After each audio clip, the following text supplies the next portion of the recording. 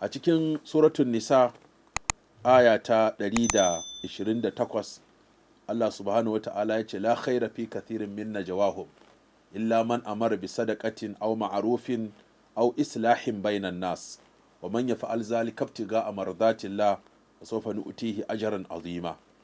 Allah ta'ala ya ce babu alheri da yawa daga cikin ganawarsu da mitin ɗinsu da kafa ƙungiyoyinsu face wanda ya umarni da sadaka.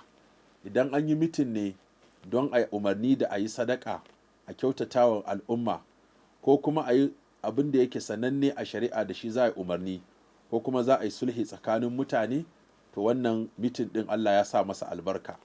Kenan mitin ɗin da za a yi guda uku ne. Na farko a yi umarni a yi sadaka, na biyu a yi umarni da sanannen abu, na uku a kyautata tsakanin mutane da suka samu rashin fahimta, a daidaita su, a yi musu sulhu, a kuma kyautata su.